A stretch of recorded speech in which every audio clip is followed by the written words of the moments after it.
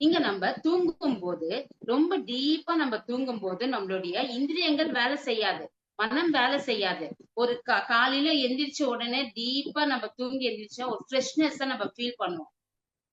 இதுதான் வந்து டீப் ஸ்டேட்ன்றது நமக்கு கிடைக்குது. அதுவே நம்ம தியானத்துல நம்ம வந்து அவேர்னஸோட விட்னஸ் கான்சியஸோட நம்ம தியானத்துல உட்காரும் போது ஆன்ம நிலையில இருப்போம். சுத்தி என்ன நடக்குதுன்றது கூட நம்ம சத்தம்ன்றது நமக்கு போய் யாராவது ரூம்ல உட்காந்து நம்ம தியானம் பண்றோம்னா யாரும் வந்து போனாங்க செய்யறாங்க, அங்க அவேர்னஸோட நம்ம தியான நிலையில இருப்போம். சோ கண்களை மூடின உடனே தியான நிலைக்கு போறதுதான் ஆன்ம நிலை. அங்க அந்த ஆன்மாக்கு என்ன தேவையோ அந்த பிராபஞ்சிக சக்தி, அந்த காஸ்மிக் எனர்ஜி உள் வாங்கும் போது ஒரு சரீரத்துக்குள்ளேயும் நமக்கு கிளென்சிங்ன்றது நடக்கும்.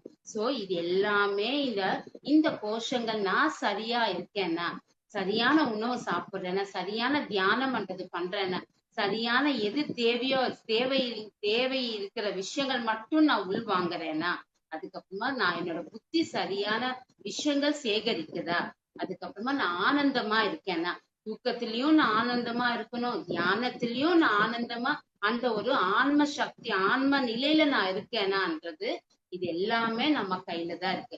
எப்ப வந்து இந்த ஒரு 5 விதமான கோஷங்கள் நான் வந்து எப்பவுமே சுத்தத்துவத்துல நான் வச்சிருக்கேனோ அப்ப எனக்கு ஆன்ம சாட்சா்காரம் பண்றது உணர முடியும்.